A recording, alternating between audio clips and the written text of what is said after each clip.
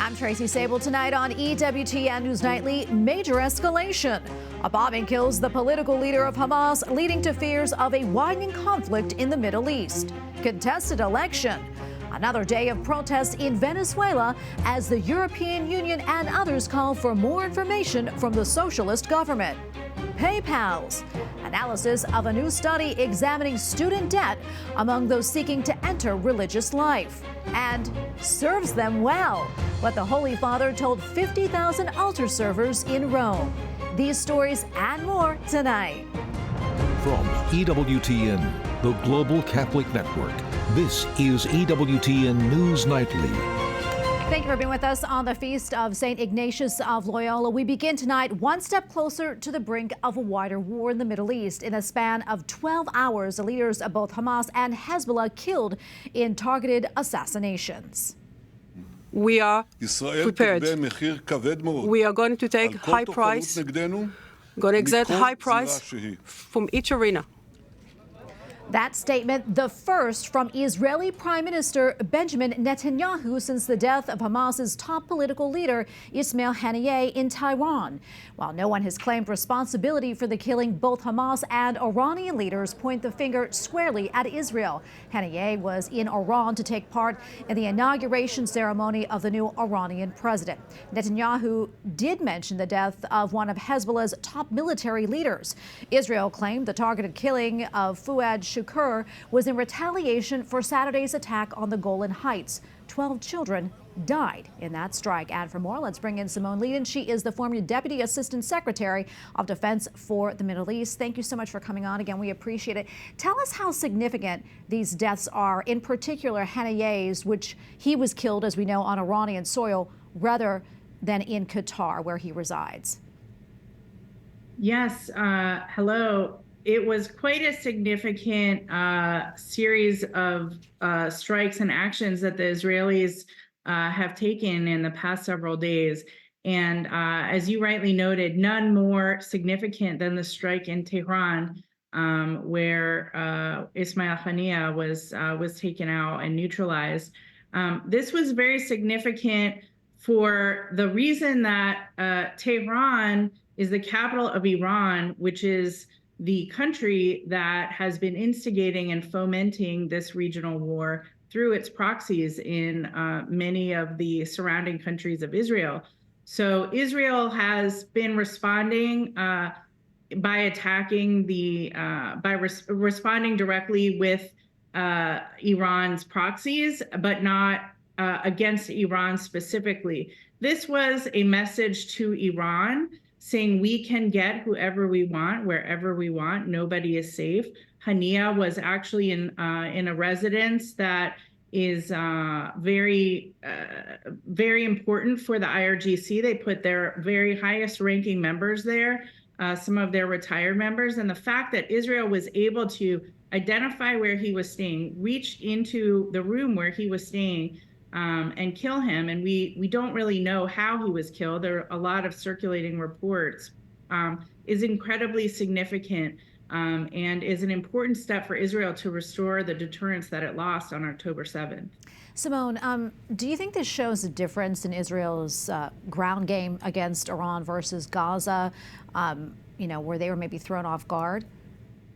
I think absolutely. They have turned the page and this is something that many of us have been encouraging now for a long time, where it has taken a long time for Israel first to respond in Gaza against the Iranian proxy Hamas, which attacked Israel directly, as we know, on October 7th. But Iran has been ratcheting up the pressure since on Israel through its proxies in Yemen, in Lebanon. And now Israel has taken very decisive action, not just in Gaza, but as we've seen in the region, to let everybody know, and especially Iran, we are prepared to address all of these threats. And they've really sort of laid down the gauntlet. And now we'll see how they respond, how Iran responds. Simone, what about the ceasefire talks? I mean, how might this affect that?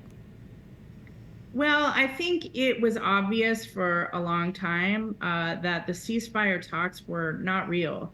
They were an excuse to try to get more weapons and more supplies in to support Hamas. I'm very sorry to say this. I was initially also very hopeful about the ceasefire discussions, but after a while, they really bore no fruit. And instead, what was happening was Israel continued to get attacked. There were rockets coming into Israel from the north and from the south and from Yemen even during these quote unquote ceasefire discussions. So it really, I think Israeli leadership came to the conclusion, and rightly so, that these were excuses and not a real opportunity to lead to a ceasefire and to get the remaining hostages returned. And apparently, clearly made the decision to strike, and probably figured that this would likely end better than a continuing no end in sight ceasefire discussions. Now they have deterrence restored. Well, Simone, thank you so much for weighing in. We always appreciate your insights. Thank you very much.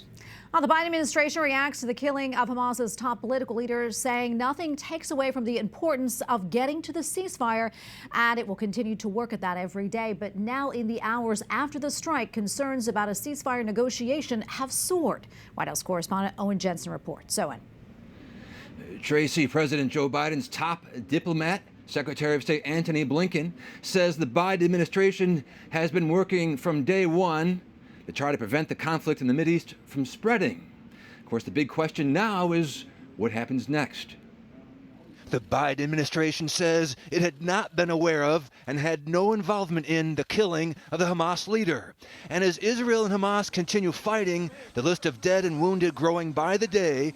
Speaking from his trip to Singapore, U.S. Secretary of State Antony Blinken says a ceasefire is manifestly in the interests of the hostages and bringing them home. It's manifestly in the interests of Palestinians who are suffering terribly every single day, children, women, men, in Gaza. The U.S. has been trying to keep the fighting contained in what is already a dangerous and volatile region. Whether it's in the north with Lebanon and Hezbollah, whether it's the Red Sea with the Houthis, whether it's Iran, Syria, Iraq, you name it.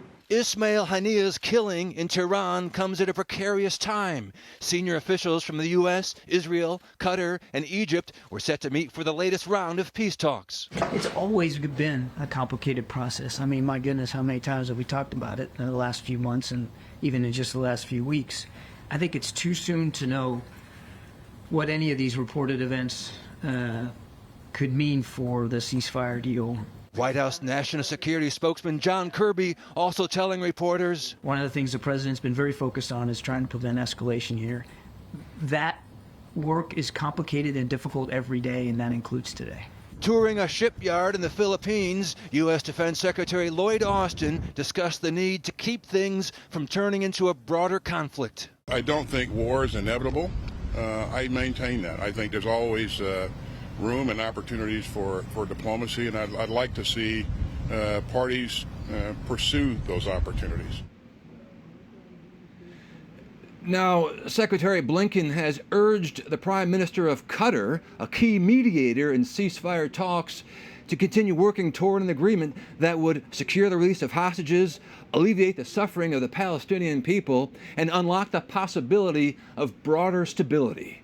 At the White House, Owen Jensen, EWTN News Nightly.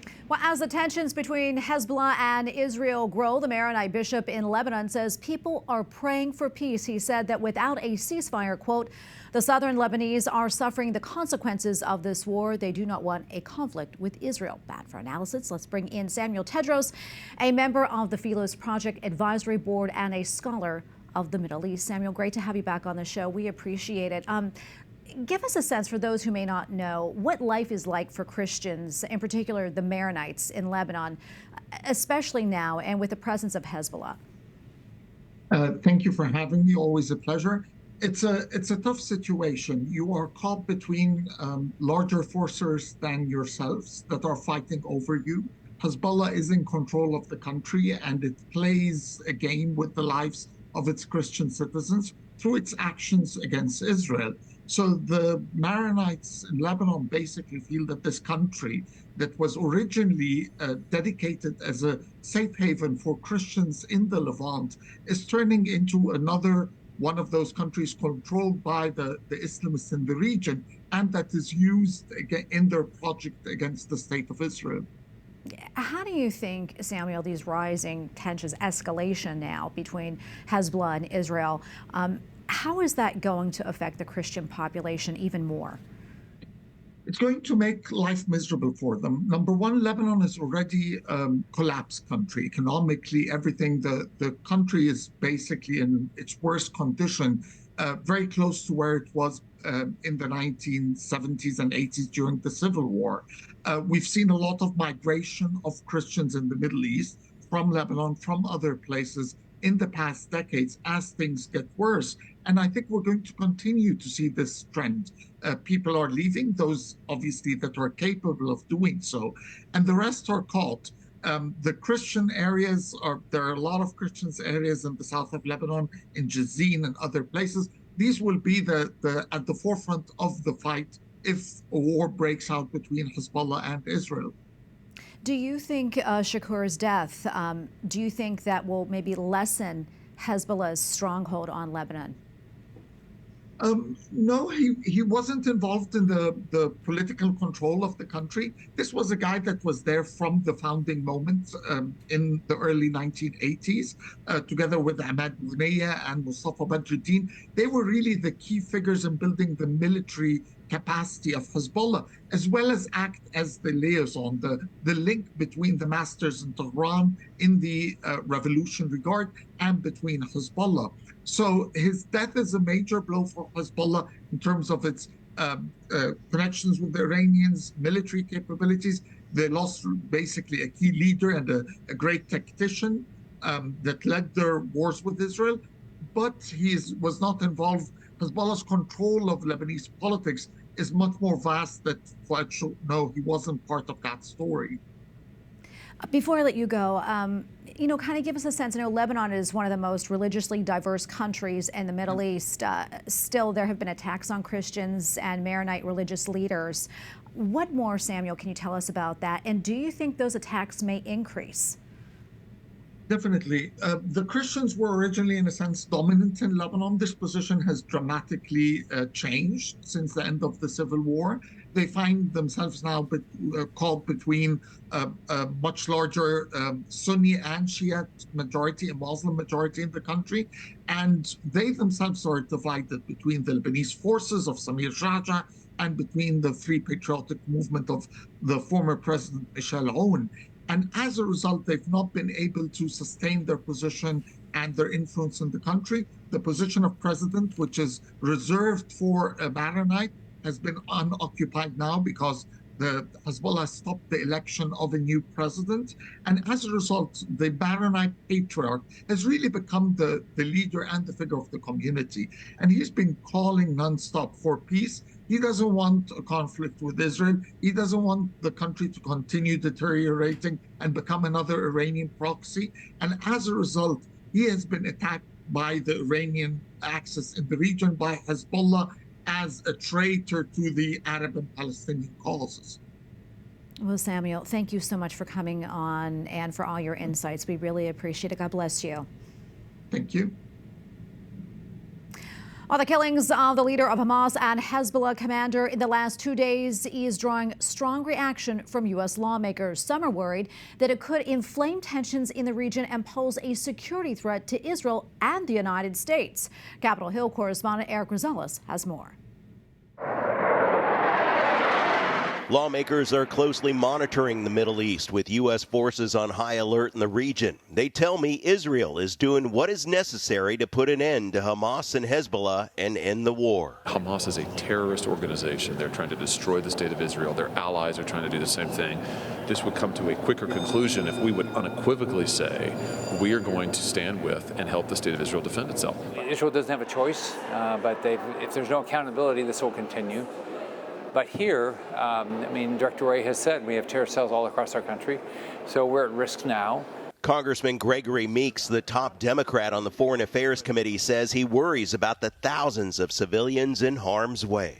Having escalation in that area would be an all-out war, and I worry about the many innocent lives that could be lost on both the Israeli side and the innocent citizens of Lebanon. Senator James Langford notes the Hamas leader was in Iran, meeting with officials when he was killed. This is another reminder, yet again, that Hamas is really connected to Iran. Their funding stream is through Iran, that Hamas cannot carry out the attacks against Israel without Iranian backing. Same with Hezbollah.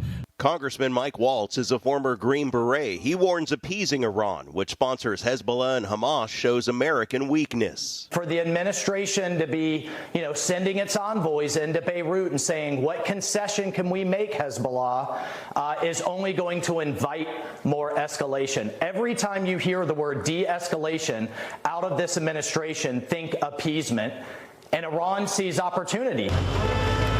Some countries are evacuating their citizens from the region, but so far, not the United States. We don't have any plans for or an announcement as it relates to an evacuation or efforts for private U.S. citizens from Lebanon. U.S. lawmakers' hands are tied a bit. They are not scheduled to be back in Washington until after Labor Day. However, they could be called back if more violence breaks out.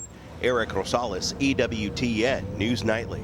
Former President Donald Trump answered questions at the National Association of Black Journalists Convention in Chicago. At one point, he was asked whether Vice President Harris is the Democratic nominee because she's black.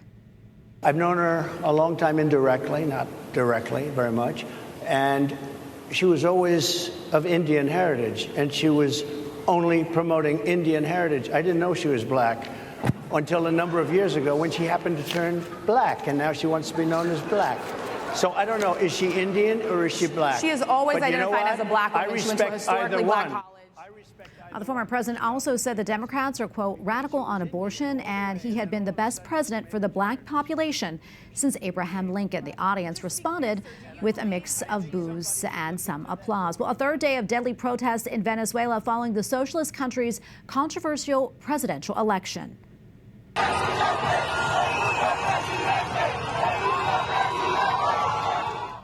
Thousands are supporting the opposition party and pressing security forces to join them, even after incumbent Nicolas Maduro was declared the winner in Sunday's voting. Local officials have reported 750 people arrested and at least 11 dead. The government is saying protests are a coup. Meantime, the European Union is among those calling for a transparent count of all the ballots.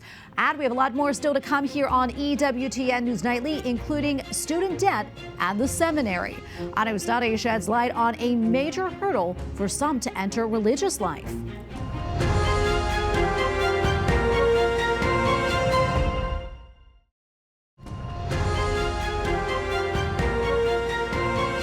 Welcome back. A new study takes a closer look at the impact of educational debt on vocations to religious life and the priesthood in the United States. According to the findings from the Center for Applied Research in the Apostolate at Georgetown University, 80% of dioceses face formal applicants with student loan debt. 70% of religious institutes report being impacted by the student loan debt of their serious inquirers. And in the past 5 years, more than $3 million in student loan debt has been carried to religious institutes and dioceses. One Catholic group is trying to help. All right, for more, let's bring in John Flanagan. He is the executive director of the Lambaré Society. John, good to be with you today. We know that about 43 million people are impacted by student loan debt, carrying all that debt around. Curious, how many aspirants or individuals considering a religious vocation, how many of them are carrying student loan debt, and how much debt are we talking about collectively? You're talking about hundreds across the country, directly those who have applied. And I think that number could even jump to thousands if you think about those who self-select out because they realize they've got student loan debt and don't even bother asking because of that debt. And that debt amount, we know that national numbers in the trillions. The average debt that we did through a recent study is close to that national average, a little more actually. It's about 45,000 for those entering religious life. And those that we've helped, those that have come through our program, our average is over 100,000.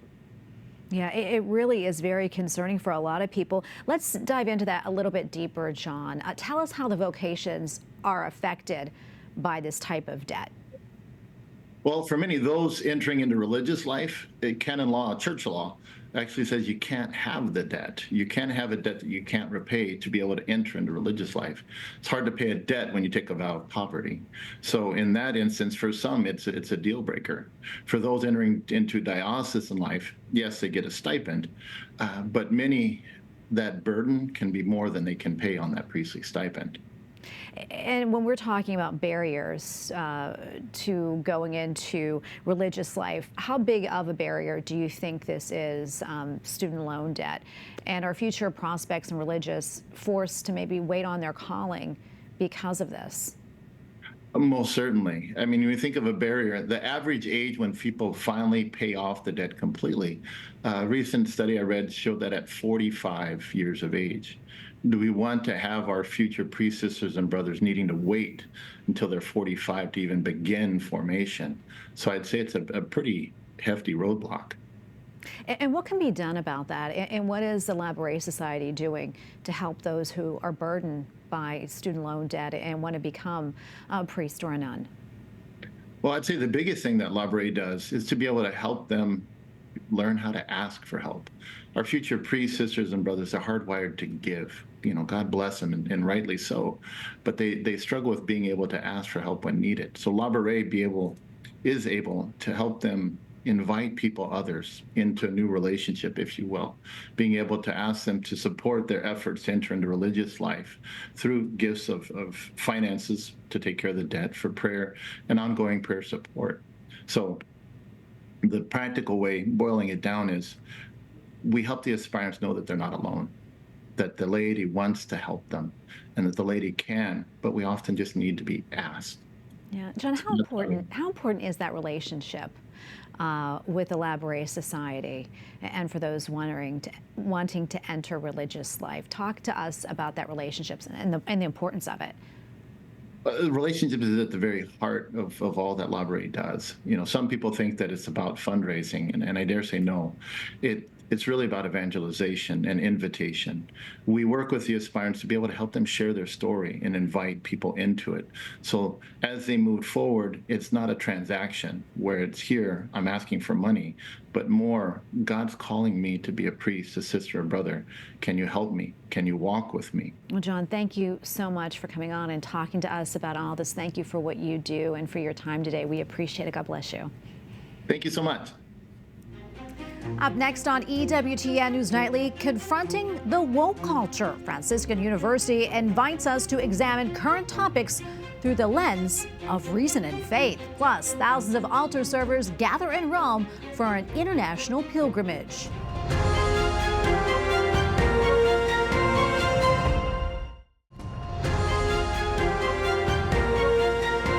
Franciscan University of Steubenville launches a video series on a Catholic response to the woke culture. And I said, yeah, I'm a Roman Catholic. And he said, so do you hate me? And I said, no, I'm a Catholic. Do you hate me? The series plans to examine culture, science, politics, and the arts and current issues through the lens of reason and faith. It features Father Dave Pavanka, president of Franciscan University, and Catholic author Noel Merrick. Father Pavanka says that he hopes the videos are a reminder that we must never retreat from the world, but always seek to engage it. And if you'd like more information, check out faithandreason.com. This week, thousands of altar servers from around the world descended upon Rome as part of an international pilgrimage. In a special audience, Pope Francis said that we cannot serve Christ without also serving our sisters and brothers. EWTN Vatican journalist Benedict Siedegren has more. We are a community. We're not the community that you see all the time, just walking around, holding rallies, barbecues, but we are a community of the soul, of a belief. And I would like to see pilgrims. That community of 50,000 gathered together in Rome for the 13th International Pilgrimage of Altar Servers. This year's motto is "With You." In this way, we can carry out His commandment to love one another as I have loved you. If you minister with an attentive mind, heart, and body like Mary, then the mystery of God, who is with you, gives you the ability to be with others in a new way. Addressing them in St. Peter's Square on Tuesday evening, Pope Francis reminded the young pilgrims that being with Jesus implies also being close to our neighbors, not in words, but in deeds, with gestures, with your heart. Since 1961, Cetus Internationalis Ministrantium, an international association for altar boys and girls, has organized these special pilgrimages to Rome. The aim is to bring together altar servants from the world over and highlight their important ministry. Sometimes the liturgies are a little bit long for children, but if they are altar servants, they have something to do, and they are important. So they feel that they have an importance, and that's in fact how God sees the children. They are important, and they have an important function for God, and so the Church has to do the same. We like serving at the altar because we're close to the Lord, to Jesus. We get to be in touch, in sync with everything that happens at the church. The pilgrims represent 88 dioceses across 20 European countries, the majority being from dioceses spread across Germany. This number is a beacon of hope for the Church in Germany, the president of the Commission for Youth Ministry of the German Bishops' Conference explained to EWTN News, especially during a time when it is often difficult for young people to be a witness of faith or to be actively present at church. A lot of people with 35,000 people, and I think one reason is we have a long tradition of ministry in our parishes, and so there are a lot of young people do this in the parish, and now they are here in Rome. Besides liturgical celebrations, the altar servers also participated in various activities over the week. This included visits to museums and social exchanges with other international pilgrims. Ragazzi e ragazze, buonasera, guten Abend. The 5-day event culminated with a meeting with Pope Francis in St. Peter's Square. As the organizers have explained, the aim of the pilgrimage is also to enable its participants to experience the diversity and unity of the global community of altar servers, who all share a common mission and passion. In Rome, Benedikt Cedergren, EWTN News Nightly. We thank her for that report. We thank you for watching tonight. Remember, you can follow us on social media, Facebook, X, and Instagram at EWTN News Nightly. I'm Tracy Sabol. Good night and God bless.